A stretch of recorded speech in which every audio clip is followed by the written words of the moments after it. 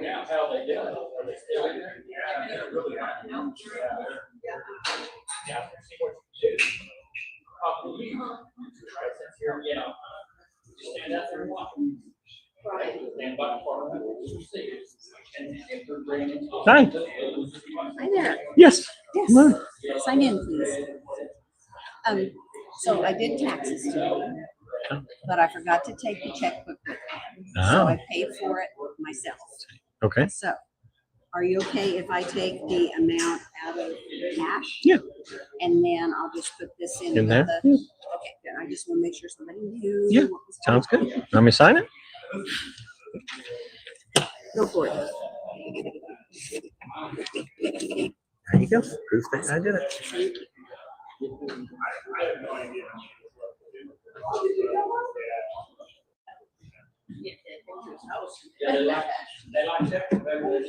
All right. I'm going to just close this door for the light. It bounces off the floor and goes right in my eyes.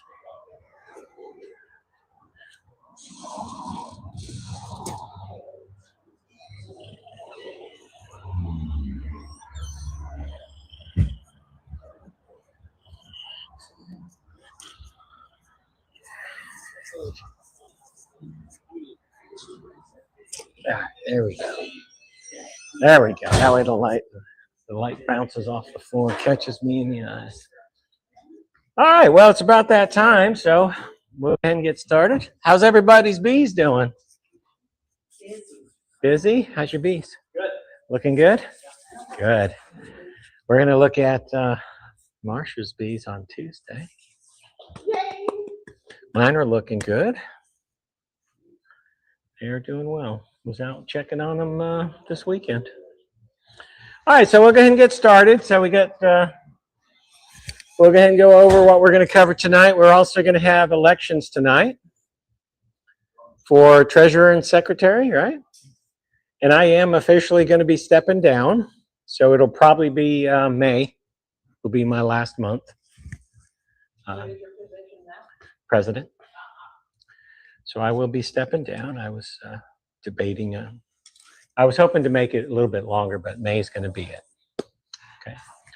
So, all right. So we'll go ahead and start. It's a good time to talk about Varroa mites and treatments. We'll look at some of the traditional treatments and some of the newer treatments that are out there.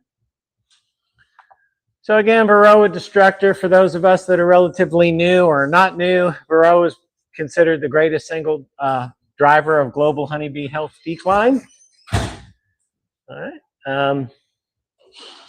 Originally, Varroa were thought to be parasites that were drinking the blood, but Ramsey and a bunch of others realized that that's actually not correct. They're actually feeding on the fat body, which is tissue considered similar to the liver in you or I. So they're not actually drinking blood. They're actually feeding on the liver of the bees, which might be part of the reason why they're so nasty, right? For years, we called them phoretic, meaning they were just kind of riding along on the bees till they got in the hive. And then as we started to learn, that's not actually the case. They're actually ectoparasites. They're not just going for a ride. They're actually feeding on the bee as well. And then when they get in to the hive, they get off the bee and then get into the brood and reproduce under the capped brood. Then come out and then go back to feeding on bees. This was just kind of the life cycle. The main thing here, though, was that generally speaking, drone brood, they like drone brood because they'll produce more mites than if they're in worker brood. That's just kind of the life cycle that they go through. The interesting thing is they do breed with their brothers. The first egg that the foundress mite lays when she gets into the brood is the male, and then everything laid after that is a female, and that's the females that mate with their brothers. The males never make it out of the actual brood. They die there. The females get out, and then they're able to reproduce, and first egg they lay is a male, and the same thing goes round and round. Okay, So that's just kind of the cycle. Gross part is they actually mate using their mouths. I found that to be kind of gross myself. This was just a slide showing where they tend to hide, because I've heard people at conferences say, well, I don't have Varroa mites because I don't see them. And for the most part, if you see mites, then you have a really bad infestation. Because for the most part, the ones that are on the bees themselves that aren't under the cappings, you're not really going to see, because their majority of them are going to be on the underside there. You can see about 60% is because that's where basically the liver is. On the developing brood, it is in different areas until it finally settles to where it's going to be. So on the actual bee itself, the adult bee that's out, it's typically going to be in that area. And just to show, they can be very difficult to see. That's a bee upside down, and you can kind of see the mites are right here that are attached to it. So really, a bee walking around in your hive, you're probably not going to see the Varroa themselves, but if you do, then you probably have a really bad infestation, because they're wandering around on the tops of the bees and stuff, right? But I don't know if you can see those, but it's like, oh, I got a pointer right here. It's right about there. Right about there is where the Varroa is. So be very difficult to see when they're actually in position feeding on an adult bee, okay? Of course, their biggest problem we have with them is they are vectors for disease. Common ones, the big ones that are really deadly for the hives, are the deformed wing viruses. The bees born with deformed wing virus can't fly, and we know female bees that can't fly are pretty much useless. I mean, even males, at least, that can fly can go out and reproduce, but that's all they do. But females that have to do all the work with deformed wings, they're not going to be able to fly, so they're going to be totally useless. The other one is acute bee paralysis virus. Okay. And again, we tend to say this increased viral burden is one of the major causes of colony failure. All right. Last thing before we get into some of the treatments, and that is just good fall management is crucial to success for overwintering. And one of the big things is mite control. For me, this year is the first time I had all of my hives. I have 5 hives. All 5 survived the winter. 2 of them were small hives. And, you know, there's a saying, take your losses in the fall. So rather than trying to nurse them through the winter, they recommend you take care of them in the fall. So I seriously considered combining them. Then I decided not to. I said, what the heck, we'll let them go. And they actually made it fine. One of them built up pretty quick in the early part of the warm weather. And the other one's big, it's just not as big. But all my hives survived. Last year was the first year I really stayed on top of mite treatments, what I would consider staying on top of them compared to other years, okay? Of course, other things are food stores and colony size. So typically the small ones. Food stores, I generally have a single brood chamber. I use 7 frame for the most part. Happy Maze, my 5th hive is a 6 frame polystyrene. I call them styrofoam, but it's polystyrene or whatever hive. I only had 2. I had 2 that were double. They had some extra honey on top. Everything else was just single 7s and the 6s. And again, everybody made it fine. So it really didn't seem to matter either way. For emergency food, I put a sugar mix on top of all of them. And when I checked, as the weather got warm in February, they had just started getting to it. So nobody was really that hungry to that point. They made it through most of the colder parts without it. So. Okay, so we'll look at some of the general treatments.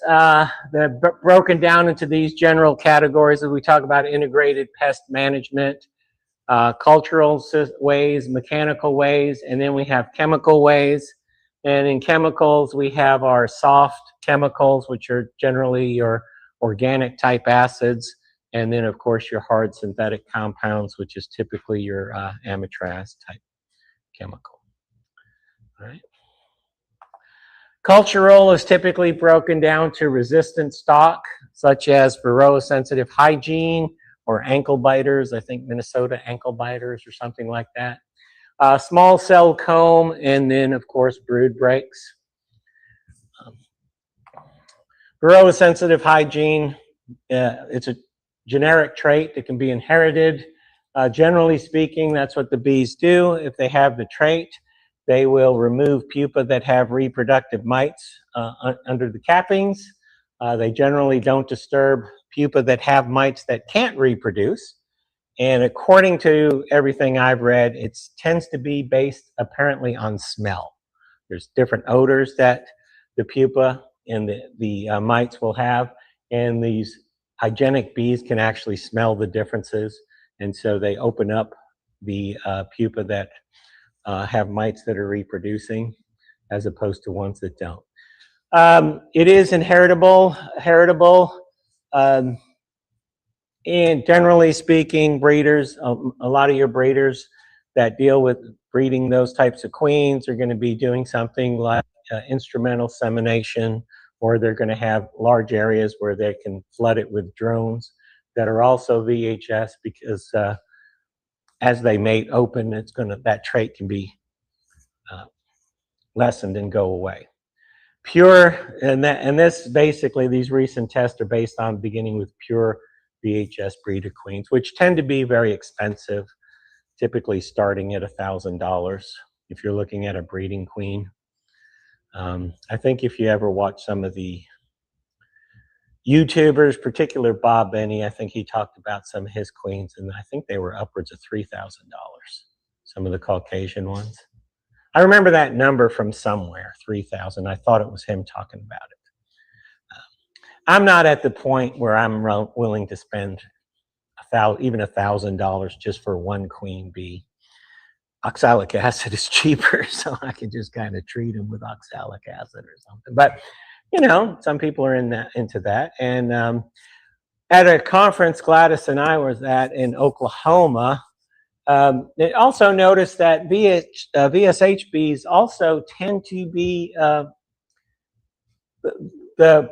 they tend to be more resistant to other diseases, and they tend to clean out other diseases fairly well, to include, surprisingly, American foul brood, where we've always heard if you have that, that's it, it's the end of the world, you got to burn everything and do everything. But apparently they can clean that out enough to where it's not really that big of a deal to the hive anymore. And I think, Ryan, John was talking about his bees. Do you want to talk about his queens just real briefly? Sure. So John Price, our former president, he's a beekeeper out in Decatur. He and I went a couple of years ago to learn how to raise queens from Corey Stevens from Missouri, and has spent his entire career breeding VSH queens. So John Price bought some of his queens, not the $1,000 purebred ones, but the ones we would all buy for like $70 or $80, and he bred them this year. So he has been breeding VSH queens. He has tested them. They have the trait. They are exhibiting behavior he is selling. If anyone wants to buy a queen, we wanted me to let you know that he would love for you to have his contact information. So if you want to buy one of his next queens, he is already breeding them right now.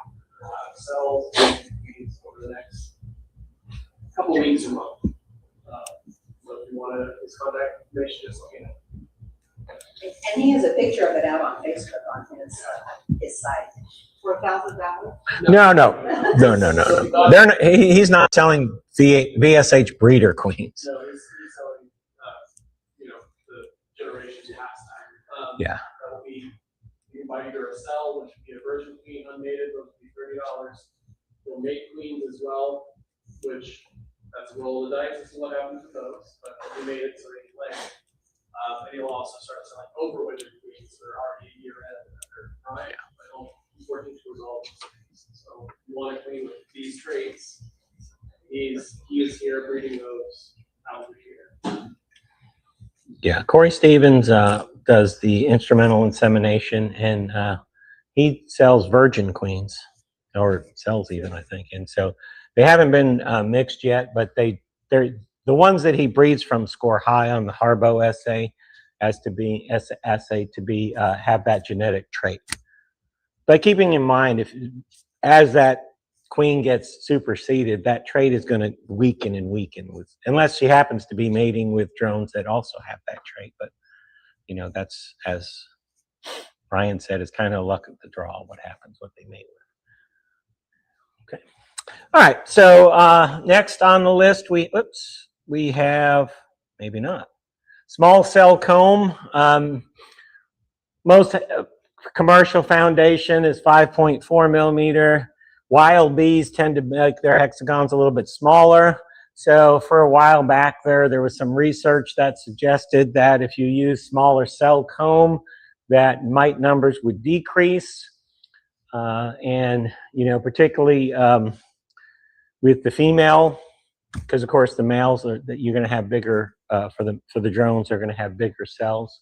And that really kind of gained a lot of acceptance in Europe, more so than the US.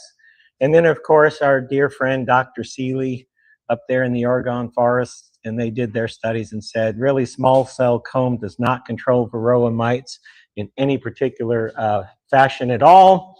That was a study back in 2011.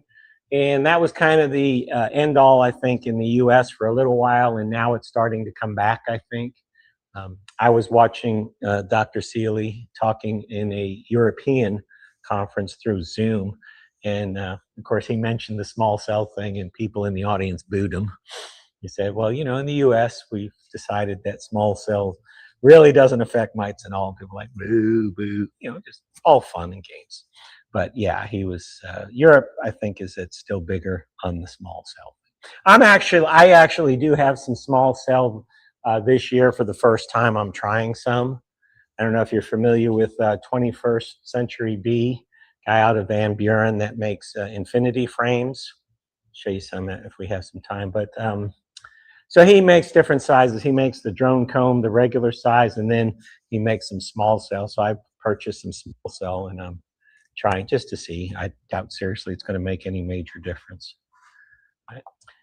Finally, in that area, we can have brood breaks. Again, they can occur naturally. Or we can kind of force those by caging the queen. Without brood, the mites aren't going to be able to reproduce, so it's going to keep the numbers down. And typically, brood breaks are used in conjunction with other treatments, but they can be used on their own as well to kind of try to control mite numbers. I used brood break last year with some of my other methods as well. So it's kind of what bees do naturally, though. When they do a swarm, they kind of get a brood break, because when that half the hive or whatever takes off, they're not producing for a little while. They got to go find a new hive. They got to make comb. So it's kind of a natural brood break. If you do splits, you can kind of do that as well. Mechanical, we have mite trapping, screened bottom boards, and powdered sugar. Not in the sense of a sugar shake. If you're familiar with different ways to test for mites, alcohol washes or sugar shakes or another method, that's not really what we're looking at here as a method to treat for mites. We're looking at using powdered sugar. Mite trapping, that's where we get our drone comb. Right? Again, mites tend to prefer to reproduce in the drone comb because, as we saw, they tend to produce more mites. Oftentimes, it's a green frame comb. Some people just call it green frames.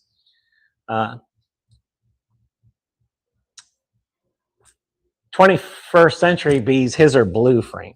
His are blue, I guess, to be distinct. But basically, you'd put that comb in there. You would let the bees, the queen lay in there, and then you'd want to remove that comb prior to the drones emerging.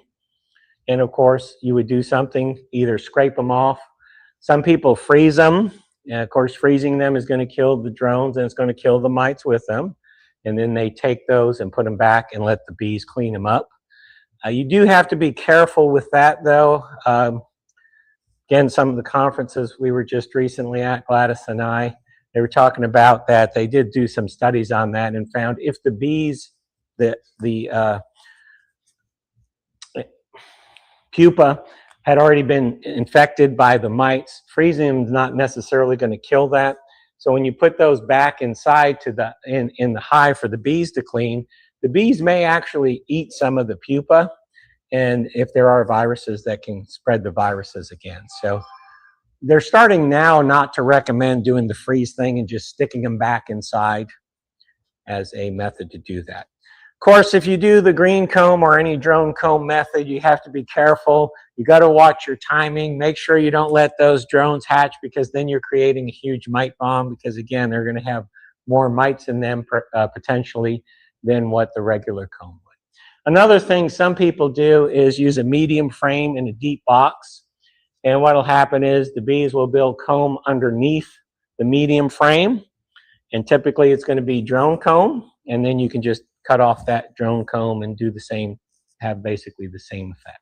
I actually did that 1 year, which was fairly effective.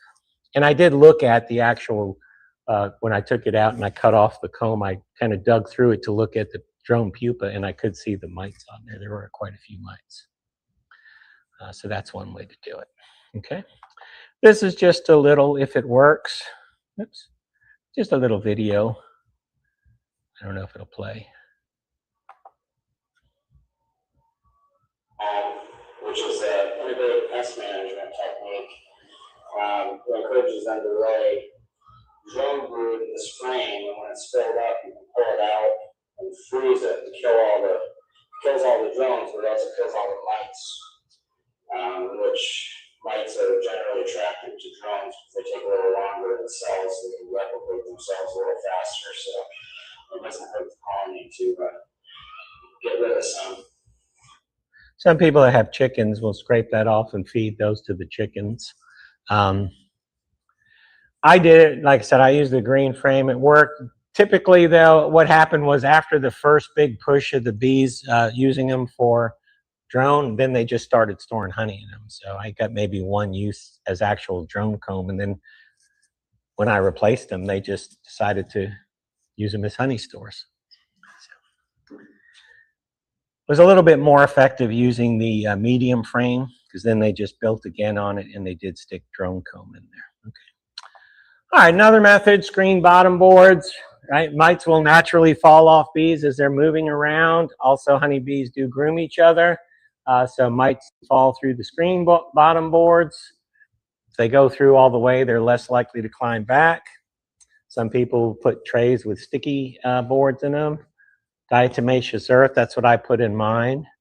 And then it also helps for the small hive beetles that fall through. If there's diatomaceous earth in there, it kind of helps them. Some people do use the sticky boards, and they use it as a way to count mites. I don't particularly do that, but I've seen people do that instead of doing some type of a mite wash. And this is just an example of a screen bottom board. After an ad. Take your business to the power of worldwide technology. A tech force multiplier. Come on, skip. Doesn't want to skip. Amplifies your ability to compete with data designed to deliver. Show us the screen. Let's try this one. If not, we're moving on. Wow, my skipping's not working today. That's weird. Probably because of the mode I have it in the presentation mode. Better be. There we go. Good old Dr. Peck. Today we're going to talk about the screen bottom board. A screen bottom board is a way to let hive debris, especially mites, groomed off of the bees, to drop through and fall on the tray, or drop right to the ground below.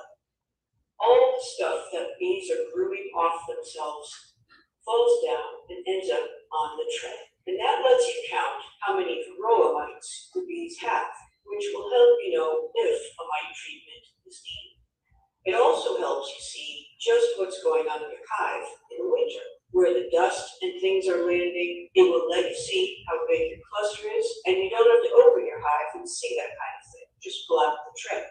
There's a lot of things you can learn just by seeing what falls to the bottom. If you have small hive beetle infestation and you don't have diatomaceous earth in there, it looks kind of nasty down there. Motherhood is messy. So Betty. It will definitely look nasty down there. Okay, powdered sugar, not a sugar shake. Powdered sugar is often used as a method to control mites on bees. It can interfere with mites' ability to breathe and feed on the host bees. They say it also penetrates spaces where the mites reside, causing them to dry out. They say it has about a 30% efficacy rate in terms of controlling mites compared to no treatment at all. And typically the way they think it also helps because by sprinkling the powdered sugar on the bees, it helps stimulate grooming behavior, and that might also help drop some more mites out. Yes. I don't understand the difference between powdered sugar and sugar shake. Sugar shake is when you're actually checking for where you take the method and you put the sugar in, and you're trying to test for, and I'll show you, this next video will show how this is done. I've actually done this before myself. Demonstrate how to do powdered sugar Varroa mite treatment. You use about half a cup to a cup of sugar. It depends on how many beans there are, how many supers in the hive there are. It looks like this top super doesn't have a ton of bees on it. All this stuff's possible to crank on this one. This one's mainly. This is exactly the way I did it.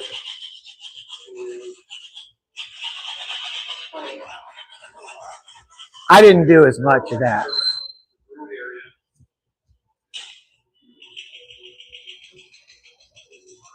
The young Varroa mites live on the bean root. But that's basically, and you would just go through and do that on all your different boxes, and that would hopefully. No, it doesn't harm the bees. Is that powdered sugar or regular? It's powdered sugar. It's powdered sugar. Now, some recommend getting powdered sugar that doesn't contain a lot of cornstarch. They say the cornstarch is bad, but yeah, I haven't seen anything that made a difference. I did try it both ways. I personally didn't see, but I didn't do any extensive experiments. But I didn't see like a bunch of bees die when I used the one with cornstarch and the more expensive that I had to get off of Amazon that didn't have it. I saw no difference whatsoever as far as bee mortality or anything. So would there be any advantage to do this if you don't have a high count? You know what I'm saying? I mean, I don't know that it would necessarily hurt anything. It might knock a few off. But if you don't really have a high count and you're not worried about treating, then you probably wouldn't want to do anything at all. But that's all that is just a little way. Gladys made me stop because I used her favorite flour sifter to do that. And I got a couple bees flew in it, and of course it got bee guts in it. So I just put it in the dishwasher and put it back. Unfortunately, I videoed myself doing it and put it on Facebook, so she actually saw that. So, where'd you get that? Oh, that looks like the one from the cabinet. No, I bought that. That's a separate one. So now I can't do that anymore. That's probably why she was giving away my lanyard. This is a neat thing. They kind of developed this. This was kind of talked about over in Europe, because Europe has been dealing with Varroa a little bit longer than us. And so now that Australia and those places now have it, they're looking at this. But it's a way to heat treat because bees can take a higher temperature than mites can. And so basically the idea is you heat the frames. Now this one is specifically just the frames. Some of the ones in Europe, you put the entire box in. You take your entire hive and put it in there. But then it heats to a temperature that will kill the mites, but it doesn't kill the bees, it doesn't kill the pupa, and they're able to develop. So this one, though, is kind of different. That's why I kind of picked this one to show, because what you do is you just use the cap brood frame. So you basically brush all the bees off that are walking around, and you put the capped frames into this, and then you do the heat process, and then you put the capped frames back in. So I have just a little video on this. Huh? Where are you getting the heat? This machine. You're putting them in a machine. Basically a hot box. Yeah. Not keep the controller ready to the generator. Very easy. And I do some tissue paper rolls in the bottom, so it's easier later to clean it.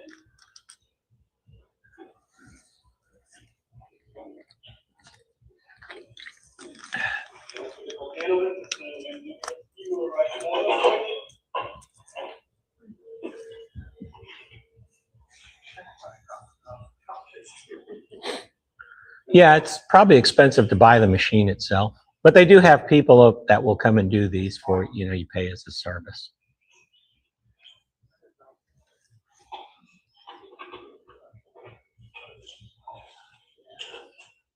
Goes to controller. Switch it on.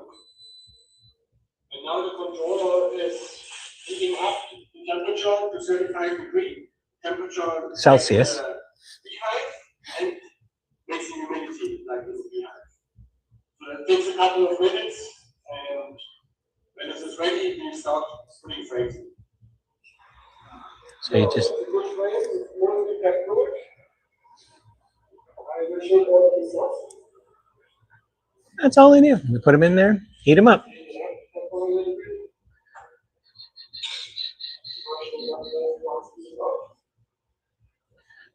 So the ones I saw from Germany, though, they were much bigger, and you, like I said, you take the whole box and you put the whole box inside. You don't go through the process of brushing off the adult bees or anything. So that looks like it's a little bit better idea, where you're just dealing with the brood itself, where most of the mites are reproducing. The mites are reproducing under the cap brood. So that's probably a neat thing. All right. In the chemical area, these are not obviously all the chemicals, particularly in the hard area, but we have formic acid, oxalic, thymol, hop beta acid. And so we'll look at those. Of course, my warning, always follow instructions on the label. The label is the law. Don't go by anything I say. Make sure you look at the label of whatever you're using. Labels do change. So, you know, make sure you follow the appropriate label. My recommendation, regardless of what it says about PPE, I would do this as a minimum. Typically, though, they're going to say if you're working with even organic acids as a minimum, you're going to want long sleeve shirts, long sleeve pants, and some type of chemical resistant gloves or nitrile gloves. Safety, and then safety goggles and respirator, kind of optional depending on what you're doing, but I would recommend it. Okay. All right, so our first one is formic acid, Formic Pro. Can be used with honey supers on. It's the only one that kills the mites under the capped brood. It is temperature restrictions, though. You got to use it within the 50 to 80 degree Fahrenheit. And the two main ways you use it is either 2 pads on the hive for 14 days or 1 pad for 10 days and then a second pad for 10 days. It is a vapor. The bees don't like it, so they fan it, and that's really how it works. By them fanning it to get it out of the hive, it gets to circulate through the hive, it gets to work its way under the cappings and to kill the mites underneath the cappings. I actually used this when the temperature was a little low. This kind of dangerous time because some people do have issues with queens being killed. But they say that happens a lot if you push that upper temperature. That's where it's more of a risk. But I did it in the spring here as the weather got a little bit warmer while we were kind of staying in that range. And since I have 7 framers and not 10 frames, I did this method here as opposed to putting 2 pads on for 14 days. I only put 1 pad on for the 10 days. They say that is less effective because, of course, there's not as much vapor in there, but I didn't, you know, with only 7 frames and them not all full of bees, I didn't think 2 would be appropriate. You will see them clean out some dead brood. They'll pull out some of the pupa and stuff. I did see some pupa. The first couple of days after you put it on, they're probably not going to do much flying because they're all trying to fan the hive to get the smell out. You definitely want to open up the hive. You don't want to have like your mouse guards on. You want to make sure everything's wide open so they can get some air, because that's the whole key to it, is to circulate it through the hive. This just kind of shows how it's done.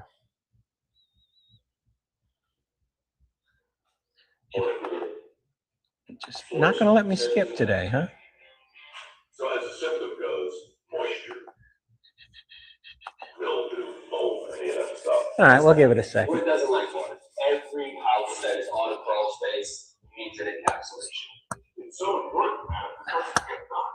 Like, what happens to light society? Influenza in jeopardy, being a resident.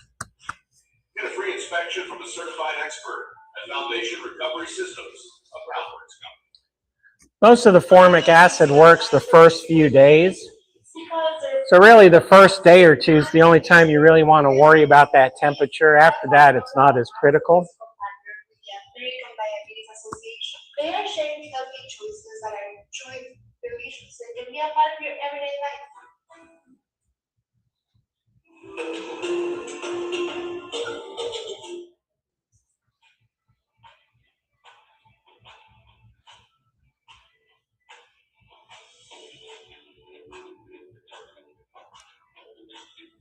Formic Pro is an excellent way to control mites because with the 2-strip dose, it kills mites under the brood cappings where the mites are breeding and hiding.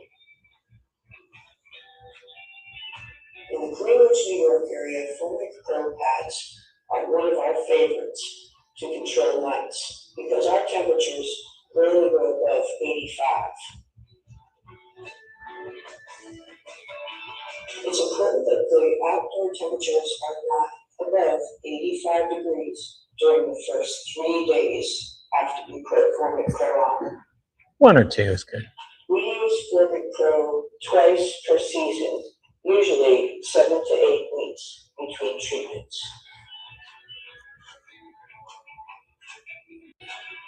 Wear gloves when applying formic acid to protect your hands, and do not breathe in the formic acid fumes.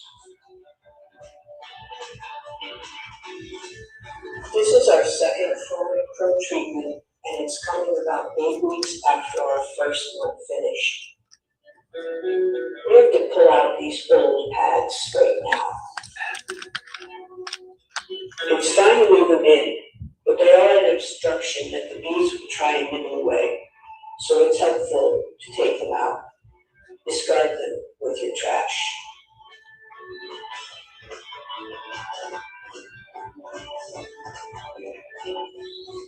On a colony that is 2 deep boxes, plus supers, or just 2 deep boxes. That's all there is to it right there. Common mistake people make is there's a gel in there and they think that this covering needs to be peeled off. You don't peel off that covering. That helps delay the dispersion of the stuff. And if you peel it off, then you might see a lot of your bees bearding and stuff because it's going to really let the fumes out a lot and they're really not going to be happy about it. So, but yeah, that's pretty much all you do. Just open the package, comes sealed, you open up the seal and you have those 2 inside it, set them on there, take them off 14 days later.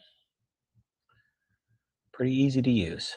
The instructions don't say you have to wear a respirator, but they do recommend when you open it, keep it away from your face when you're opening it so you don't inhale it. I wear a respirator whenever I work with anything. I mean, I heavily smoked for, 20 years, but now I suddenly care about my lungs, so I don't know. You live and learn, all right? All right, soft chemicals, oxalic acid, right? Oxalic acid. Again, I'm just going to say use only oxalic acid approved to use with bees. Lots of people use the wood bleach kind, right?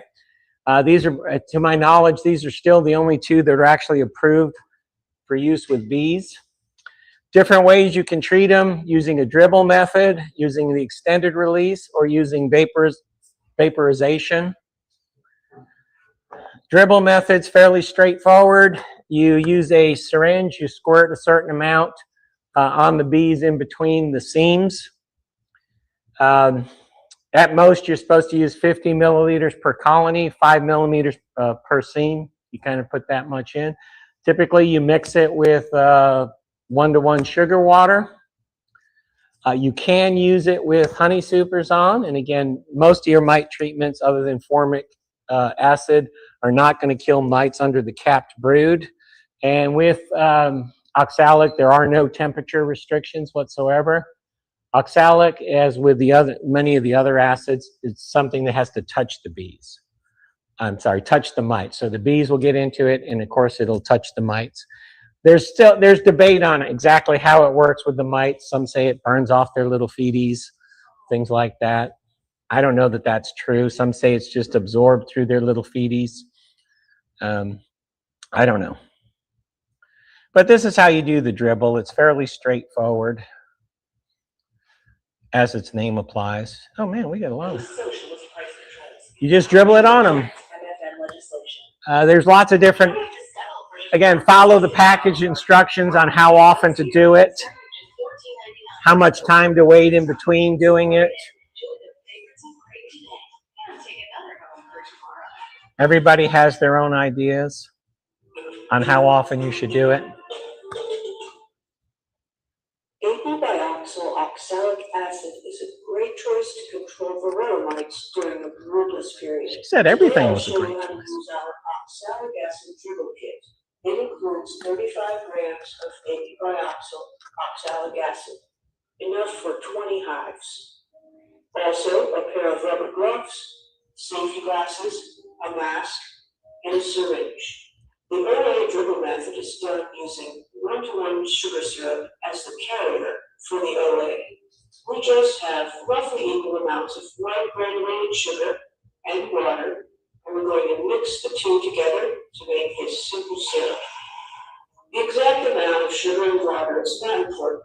The important detail is that you use 1 liter of this syrup, because with 1 liter of the syrup, and a 35-gram bag of OA, you have the proper concentration of OA to syrup. And then we'll know it is enough OA to kill mites, but not so much that the bees will be hurt. At this point, I suggest getting familiar with the syringe and practice doing the dribble treatment. You'll notice the instructions were given here and that are on the apibioxyl package refer to milliliters. The syringe has units of cc's, which is cubic centimeters. Yeah, don't worry about that. Don't worry, cubic centimeters are the same as milliliters. Wear the gloves and protective gear so that the feel is the same as when you will go out to the bee yard. Those spaces between the frames are sometimes called seams. The goal of the real treatment is to get the OA syrup on the bees between frames. And that's basically what you want to do right there. Just on the bees themselves. Is to distribute the earth 50 mil into the earth hive. So this might be 30 mil on the bees in the top box and 20 mil on the bees in the bottom box, for example. The bees will move around and contact each other, and the syrup gets distributed through the whole cluster soon after the treatment is given. Okay. And that's all you do. There is a new product out that actually just got approved.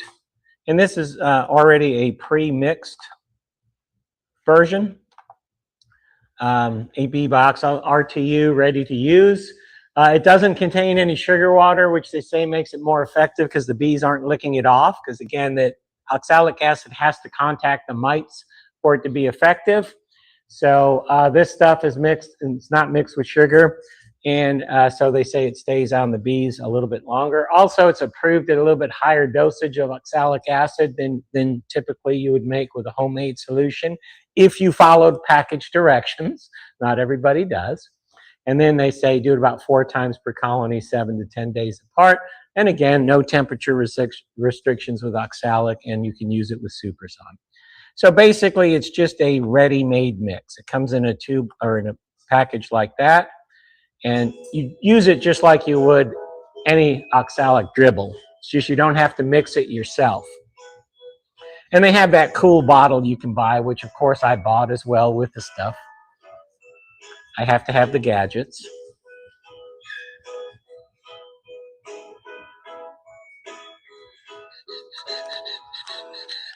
It's also a handy bottle to do shots out of if you do shots of things. I'm just kidding. I'm just kidding. But you can squeeze up the dosage and then just go through and spread it on the bees.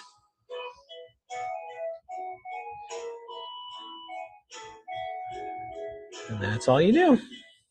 Don't have to mix it. Don't have to do any of that. Just suck it on in there and dump it on the bees.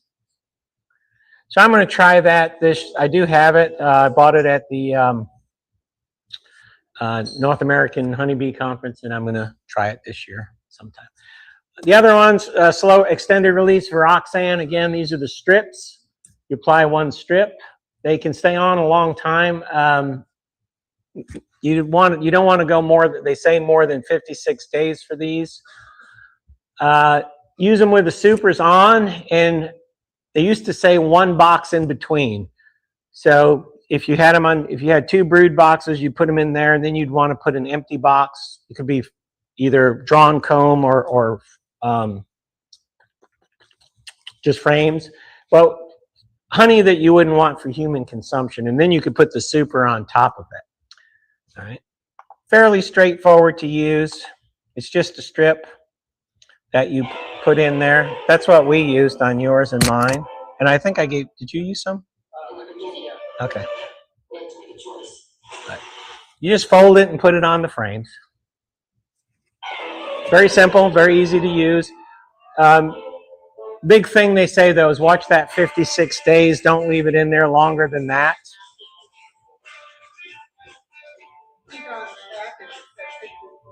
Yeah, something like that. I think the newer ones say 56.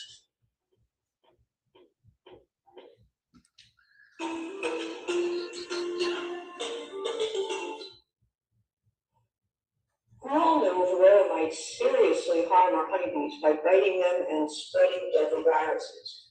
When you've observed that your mite counts mean bees need to be treated, you could choose Varroxan. It's an extended release oxalic acid treatment. Varroxan is a That would be a sugar shake there if you just put powdered sugar in it instead of the alcohol. When I say a sugar shake, that's what I mean is instead of using alcohol to kill them, you just put powdered sugar. But anyway, we'll see. I'm sorry? Kills them, right? The sugar still kills them? No, powdered sugar won't kill them. It should knock the Varroa mites off.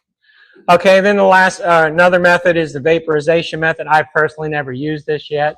Again, be sure to follow the directions. This has changed a lot over the years. Used to be 1 gram per brood box. Now I believe it's up to 4. It's 4 grams per brood box. They found 1 gram really didn't do a heck of a lot. But basically, you mix it in. Vaporization sends a cloud into the hive, and then the little sticky powder crystals gets all over the place, and then the bees walk all over it, and it mites on the bees contact it, and they burns their little feeties or whatever, and they fall off. When you do this, they recommend the temperature be at least 37 degrees Fahrenheit. And hopefully this video will work. This kind of shows what it looks like on the inside of the hive when you actually vaporize. We'll give that a second. If you're familiar with Frederick Dunn, this is Frederick Dunn's observation hive. Who doesn't like water? Every house that is on. But all of oxalic acid is contact, so the mites have to come into contact with it. What happens to polite society? Some thorns in jeopardy? You know what it says. And free inspection from a certified expert. What's that? Recovery systems. Most of them are relatively expensive, except for probably this method. Once you buy, if you have the equipment, because then you're just using the oxalic acid. The Varroxan strips. What's that? Yeah. I wasn't necessarily, I was more talking about like the last 2, where it's like pads or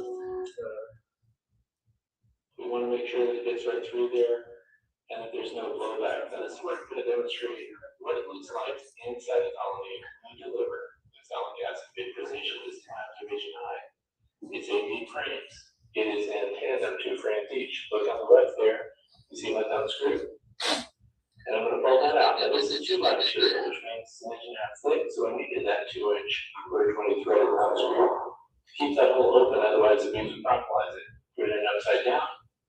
We're going to flip it right side up, and now you're going to see what happens to the bees. The bees are going to rush away from it. Here goes the puff. Now, what happens? The bees immediately want to get that vapor away from themselves, so what they end up doing is circulating it throughout this hive. Now this has an entrance, 1.5 inch in diameter, that's been closed off. And you can see there's some condensation building up right away. And look at the bees scurrying away. Now what's going to happen is they're going to circulate that through everything. What time of day do you want to do this? Well, you want to do it early in the morning when all of these are in there. But if it's really cold in the morning, you want to wait until the evening when all the foragers have returned because you want maximum exposure to the bees.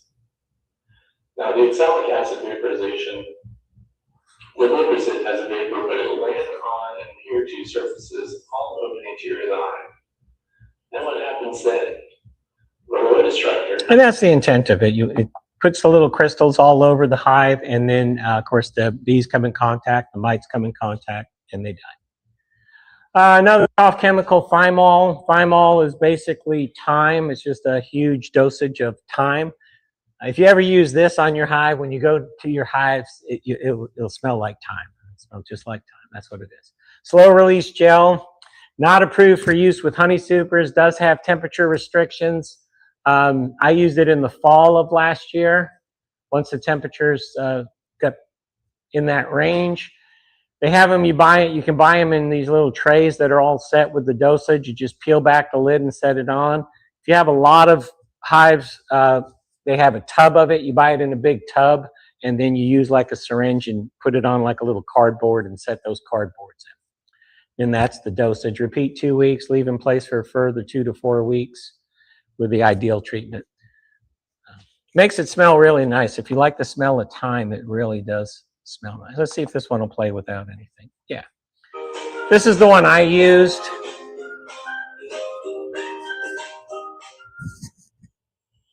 Let's talk about how to use ApiGuard in your hive. So ApiGuard works really well if you have a little bit of a higher mite infestation. You know, if you've got, well, it works even if you get lower mite infestation, but if you've got, you know, anywhere above 2 mites per 100 bees, you need to treat for Varroa mites.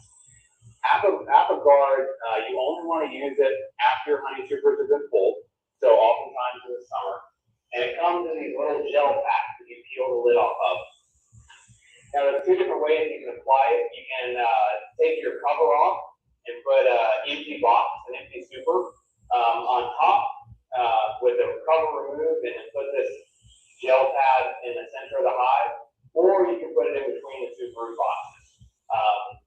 Either one works. I prefer when it's really hot outside to put it between the 2 brood boxes, because what you don't want is if it's crazy hot, you don't want this to fumigate too quickly, because it can tend to disrupt the hive quite a bit because the stuff can smell pretty strong. So after I've tested for Varroa mites to confirm that I do need to treat, here's what I'm going to do. I'm going to open up my hive. I'm going to break the 2 boxes apart. And in my bottom box, in the very center, I'm going to scrape away the burr comb. So I have this nice empty area with no burr comb in the way. Put this packet. Now I'm going to do something a little different.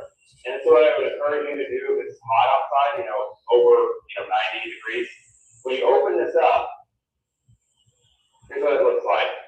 It's just a little gel inside this metal tin. Now this is about 50 grams of this gel substance. That can kind of overwhelm a hive when it's really, really hot outside. There's a lot of fumigation that goes on in the hive. So what I like to do is I like to remove half of it. So I'm going to take half of this gel, and actually, so I'm going to lay the cover down directly on top of the hive, and I'm going to scoop about half of this gel out onto this cover, just like this, and leave the other half in this container and give this to a different hive. Yeah. Kind of spread it out a little bit. By the way, you're really going to want to clean your hive tool before you lick honey off of it the next time you do a hive inspection. Yes, you do. I made that mistake.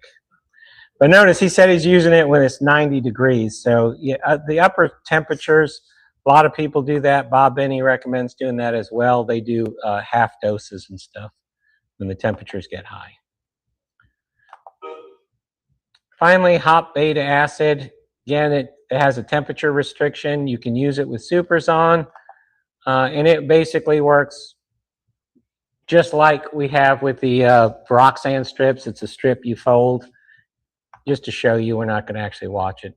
And it goes just like that. You put it in between the frames, just like you would Varroxan.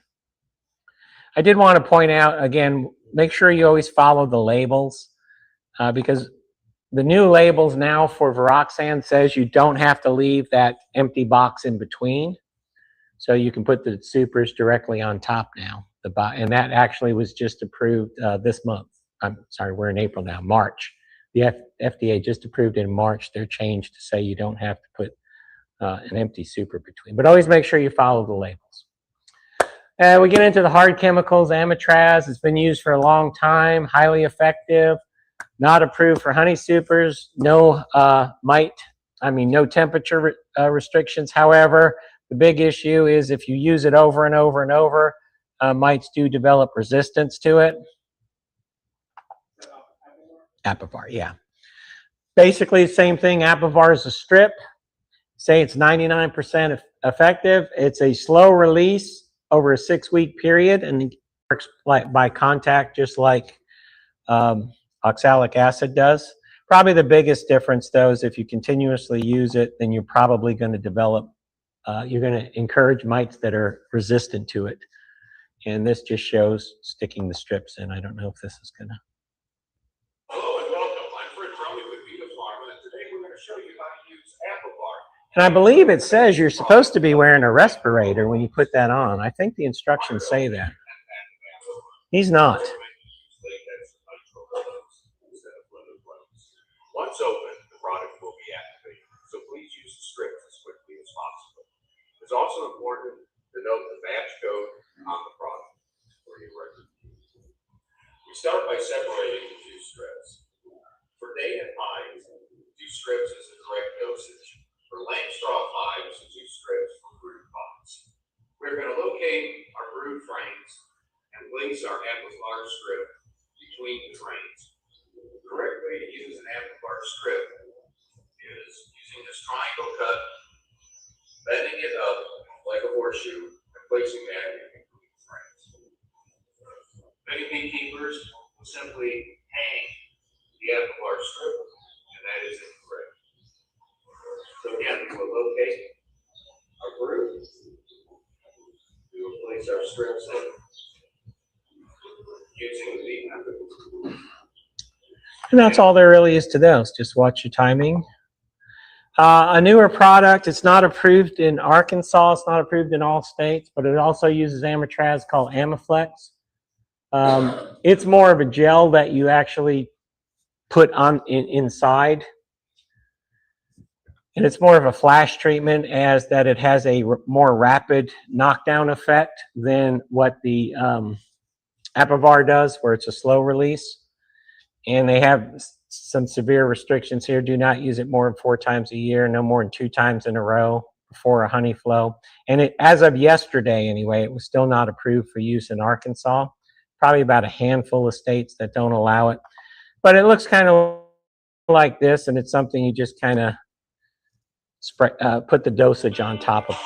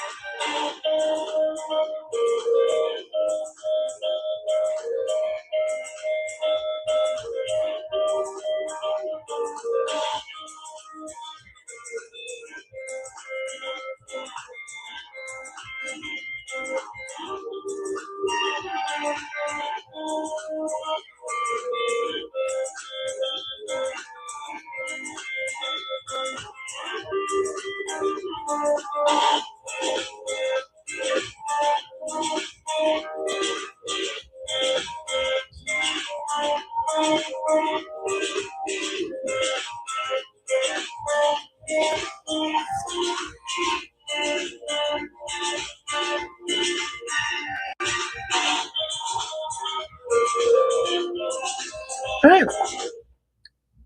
But as with always, just keep in mind it is a violation of federal law to use any of the products in a manner inconsistent with its labeling. So I don't recommend you do that. I do that with Varoxan. I don't use it the way they say. You're supposed to put it between. I break it into pieces and lay it across the top. But you're not supposed to do that. And I think it even says don't do that.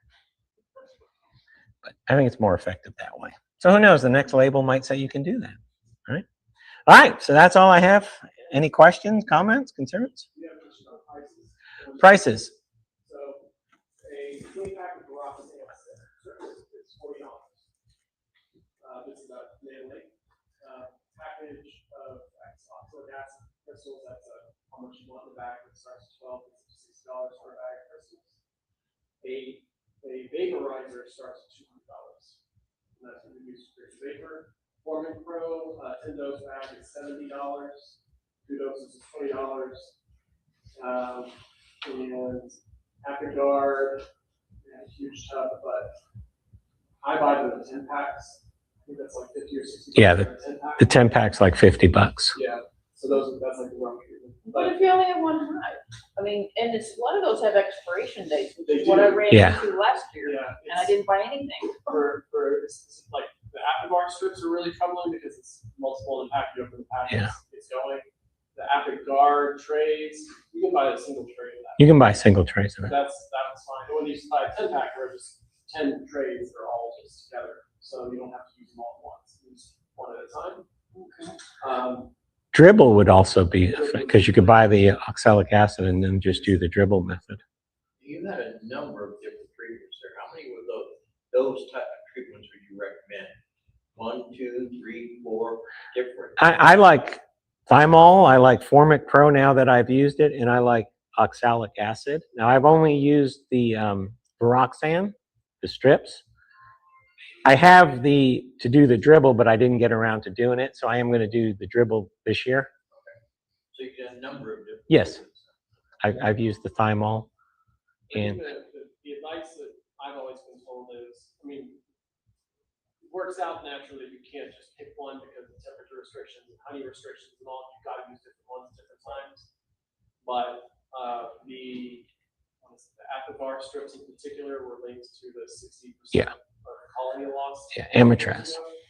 Because it kept reusing it. So Yeah. the advice is always keep the rotation alive so the mites can't develop a resistance. And then how often you treat, I'm going to say it really depends on the situation, but a lot of guidance says 3 times a year. I personally think that's fairly heavy-handed, but Well, I'm not if going you to tell you not treat to. 3 times a year and use a different method each time, that would probably be the best. Yeah, it works out that way too. So you're going to treat the spring, you can't use all of them. You want to do a mid, you only use one to save for honey, and then in the fall it's a different set, or in the winter, Yeah. it's like only oxalic acid really works. So it works out that you really have a few options whenever you want to do it. The one I would be very cautious about using more than twice in a row would be Amatraz. Anything with Amatraz.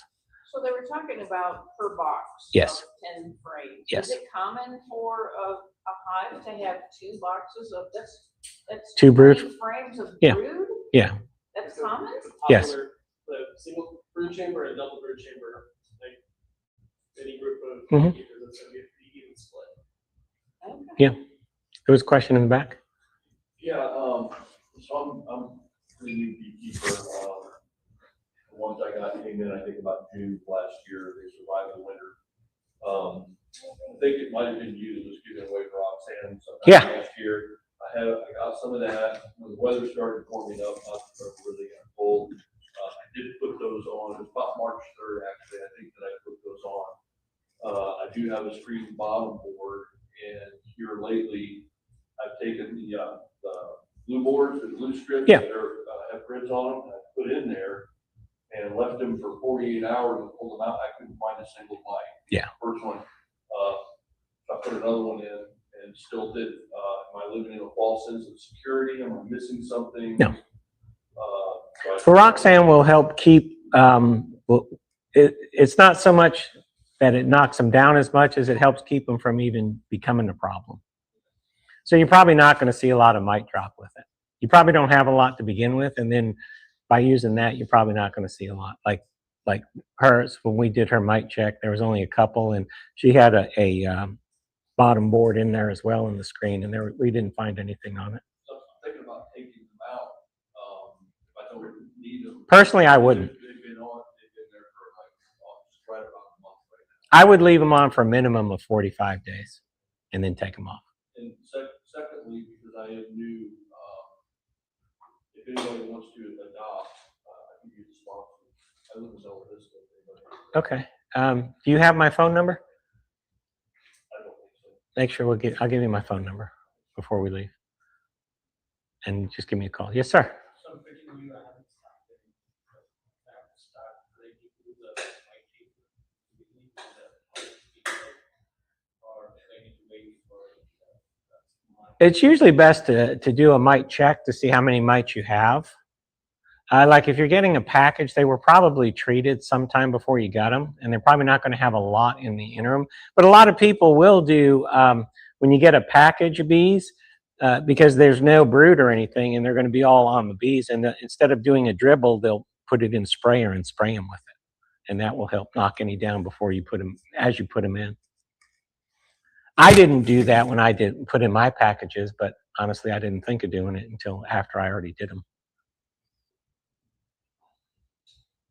I would say, if you have enough, like, it's not overwhelming enough, it'd be great to look at it, but your experience is like most of us when we're doing our piece for the first time, you don't got any more room in your head to think about one more thing to do. It's like, oh my gosh, what am I doing right now? So, just get through it.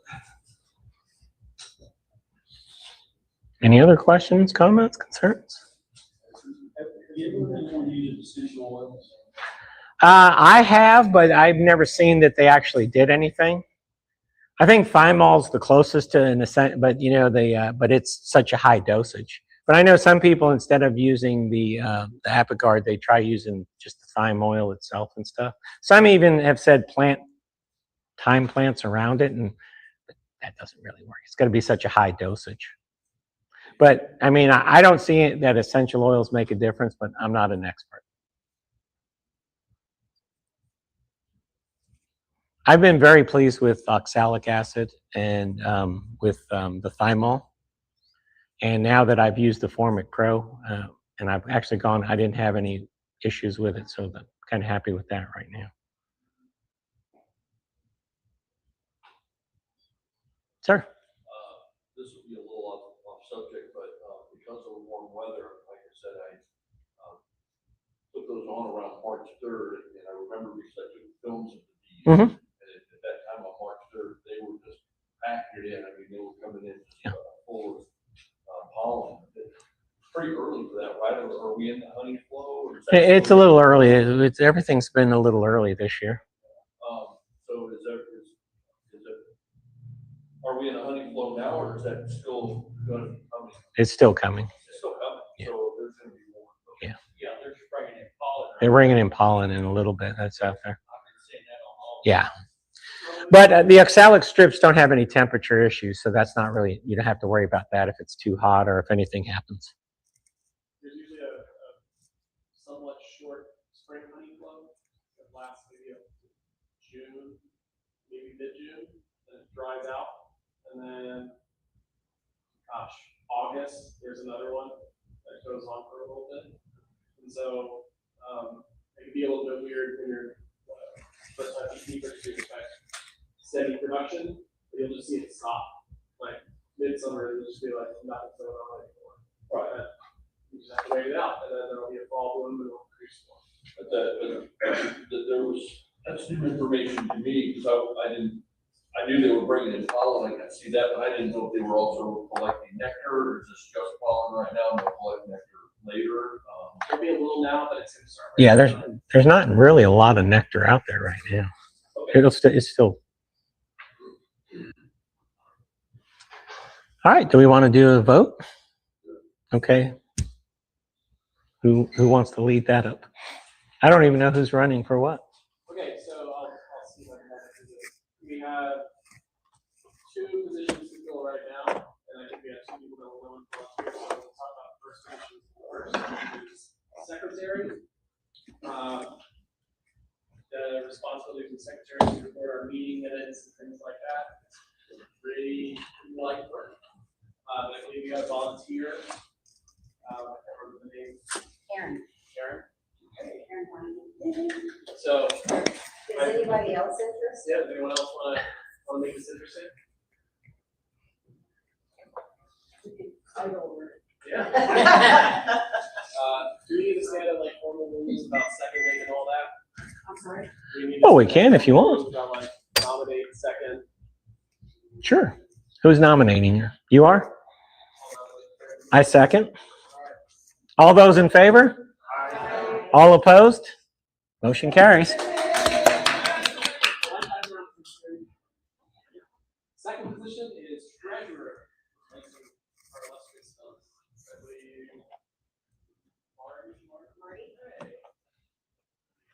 So, I'll nominate you. I second. All in favor? All opposed? Carries. There you go. I believe both Phyllis and Andrea offered to make sure the transition is smooth. So you're not just like, what do I do now? And then we have to replace our president next month. By the end of next month. So, anyone wants to become president? Think about it. You get to be the star of the show if you want, or I'll never be the star of the show. Or you can pass it on to other people. Like I'm going to do for May, because I'm not going to be able to. I don't think I'll be here the May meeting.